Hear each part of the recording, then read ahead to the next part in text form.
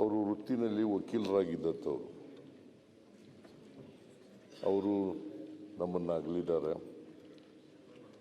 ಅವ್ರ ಕಾಲದಲ್ಲಿ ಹಳ್ಳಿಗೆ ಬೋರ್ವೆಲ್ಗಳನ್ನು ಕೂಡ ತೋಡಿಸ್ತಕ್ಕಂಥ ಕೆಲಸವನ್ನು ಮಾಡಿದರು. ಅವರು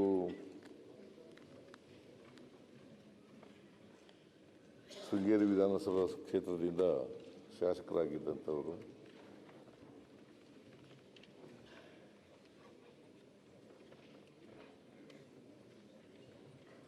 ಒಬ್ಬ ಹಿರಿಯ ರಾಜಕಾರಣಿ ನಮ್ಮನ್ನು ಅಗಲಿದ್ದಾರೆ.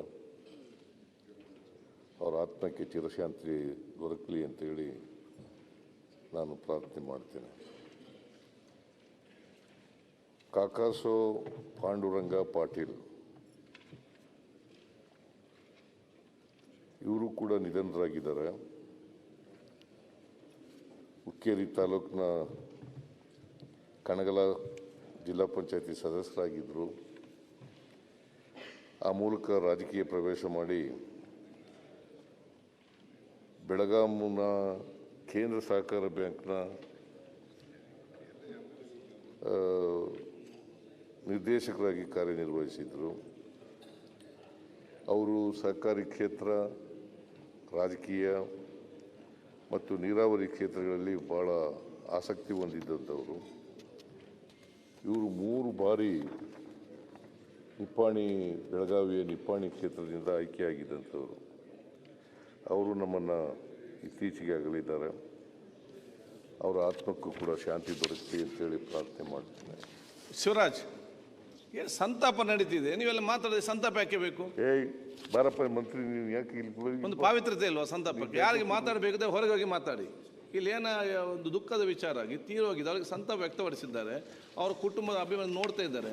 ಇಲ್ಲಿ ಸಂತಾಪ ಆಗೋ ನೀವು ನಿಮ್ಮಷ್ಟೇ ಇಲ್ಲಿ ತಮಾಷೆ ಮಾತಾಡಿ ಕೂತ್ಕೊಂಡ್ರೆ ಏನು ಪ್ರಾಮುಖ್ಯ ಬರ್ತದಕ್ಕೆ? ಸಂಸ್ಕೃತಿ ಸಚಿವರು ಆಯಿತು.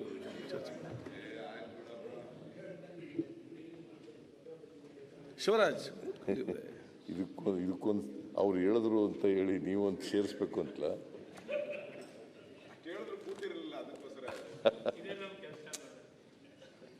ಆಮೇಲೆ ಶ್ರೀ ಡೆರಿಕ್ MB ಪುಲಿನ್ಪಾ ಇವರು ನಾಮನಿರ್ದೇಶಿತ ಸದಸ್ಯರು, 2 ಸಾರಿ ಸದಸ್ಯರಾಗಿದ್ದರು. ಇವರು ಆಂಗ್ಲೋ ಇಂಡಿಯನ್ ವರ್ಗದಿಂದ ಸದಸ್ಯರಾಗಿದ್ದಂಥವರು. ಇವರು ಶಿಕ್ಷಣ ಕ್ಷೇತ್ರದಲ್ಲಿ ಅಪಾರವಾದಂಥ ಕಾಳಜಿಯನ್ನು ಇಟ್ಕೊಂಡಿದ್ದಂಥವರು. ಇವರ ಆತ್ಮಕ್ಕೂ ಕೂಡ ಶಾಂತಿ ದೊರಕಲಿ ಅಂತೇಳಿ ನಾನು ಪ್ರಾರ್ಥನೆ ಮಾಡ್ತೇನೆ. N. ರಾಜಣ್ಣ ನಮ್ಮ ಜೊತೆ ಇದ್ದಂಥ ಶಾಸಕರು. ಅವರು ಪಾಪ ಭಾಳ ಶಿಸ್ತಿನ ಮನುಷ್ಯ. ಯಾವಾಗಲೂ ಜೋರಾಗಿ ಮಾತಾಡೋರು, ಆದರೆ ಶಿಸ್ತನ್ನು ಬಿಟ್ಟು ಎಲ್ಲೂ ಕೂಡ ಹೋಗ್ತಿರ್ಲಿಲ್ಲ ಅವರು. ಸೊ ಅಂಥವರು ಶಾಸಕರಾಗಿದ್ದರು, ನಮ್ಮ ಜೊತೆಯಲ್ಲಿದ್ದರು. ಜೊತೆಗೆ ದಂಡು ಪ್ರದೇಶದ ಗೋಪಾಲಕರ ಸಂಘದ ಅಧ್ಯಕ್ಷರಾಗಿ ಕೂಡ ಕೆಲಸ ಮಾಡಿದರು. ಅವರಿಗೆ ಪ್ರಾಣಿ ದಯಾ ಸಂಘದ ಪ್ರತಿನಿಧಿ ಕೂಡ ಆಗಿದ್ದರು. ಹಲವಾರು ಸಂಘ ಸಂಸ್ಥೆಗಳಲ್ಲಿ ಕೆಲಸಗಳನ್ನು ಮಾಡ್ತಾಯಿದ್ರು. ಇವರು ನಗರ ಪಾಲಿಕೆ ಸದಸ್ಯರಾಗಿದ್ದರು, ಆಮೇಲೆ ಶಾಸಕರಾಗಿದ್ದರು. ಭಾಳ ಮುಖ್ಯವಾಗಿ ಹೈನುಗಾರಿಕೆ ನಡೆಸ್ತಾ ಇದ್ರು ಇವರು. ಈ ಹೈನುಗಾರಿಕೆಯಲ್ಲಿ ಕೊನೆಯವರೆಗೂ ಕೂಡ ಹೈನುಗಾರಿಕೆ ನಡೆಸ್ತಾ ಇದ್ರು. ಸೊ ಅವರು ನಮ್ಮನ್ನು ಅಗಲಿದ್ದಾರೆ. ಅವರ ಆತ್ಮಕ್ಕೆ ಚಿರಶಾಂತಿ ದೊರಕಲಿ ಅಂತೇಳಿ ಪ್ರಾರ್ಥನೆ ಮಾಡ್ತೇನೆ. ಆಮೇಲೆ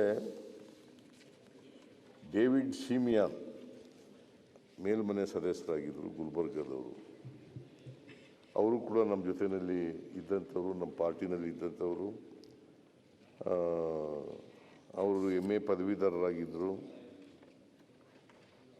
ಶಿಕ್ಷಣ ಕ್ಷೇತ್ರದಲ್ಲೂ ಕೂಡ ತಮ್ಮನ್ನು ತೊಡಗಿಸ್ಕೊಂಡಿದ್ದರು.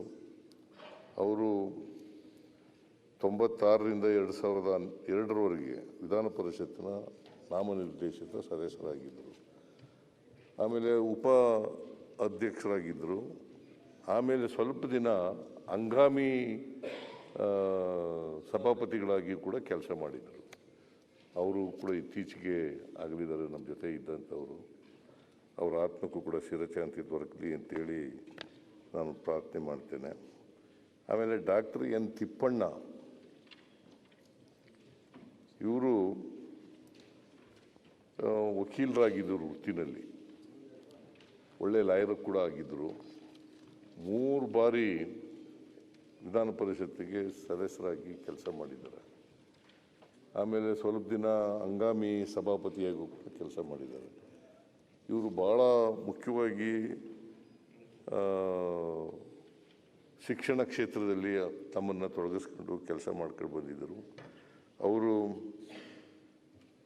ಬಳ್ಳಾರಿ ವೀರಶೈವ ವಿದ್ಯಾವರ್ಧಕ ಸಂಘದ ಶಿಕ್ಷಣ ಸಂಸ್ಥೆಗಳ ಕಾರ್ಯದರ್ಶಿಯಾಗಿ ಕೂಡ ಕೆಲಸ ಮಾಡಿದರು.